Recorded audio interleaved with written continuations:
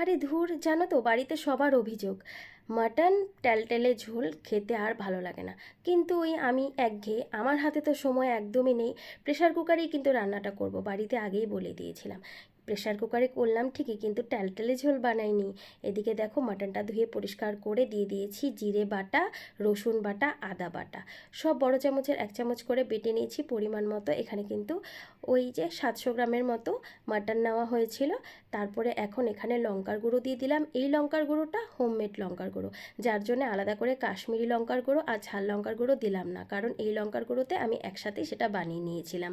আর এখানে দিয়ে দিলাম নুন হলুদ স্বাদ অনুসারে, তার সাথে দিয়ে দিলাম বড় চামচের 1.5 চামচ পরিমাণ সর্ষের তেল। খুব ভালো করে মাংসটাকে মেখে নিলাম। হাতে যেহেতু সময় একদমই কম, মাংসটাকে মেখে রেখে দিলাম ম্যারিনেট করে। কিন্তু ওই বেশিক্ষণ রাখার মতো সময় নেই যেহেতু, ছেড়ে দিয়েছি। তো এখানে সর্ষের তেলটা গরম করে বড় বড় আলুর টুকরোগুলো ভেজে আগে তুলে নেব। রান্নাটা একদম হেলদিভাবে বাটা মশলাতেই কিন্তু করছি। তো এখানে আলুটা তুলে নিলাম। এখানে সর্ষের তেলের মধ্যে তেজপাতা দিয়ে দিলাম 3টে বড় সাইজের পেঁয়াজ কুচি। যখন পেঁয়াজটা লাল লাল হয়ে গেল, ম্যারিনেট করে রাখা মাংসটা দিয়ে দিলাম। তো এখানে খুব ভালোভাবে নাড়াচাড়া করে ঢাকা চাপা দিয়ে এখন আমি মাংসটাকে কষিয়ে নেব।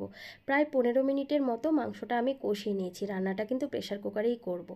তো এখানে দেখো মাংসটা মাঝে মাঝে একটু নাড়িয়ে দিয়েছিলাম যেন কড়ার তলাতে না ধরে যায়।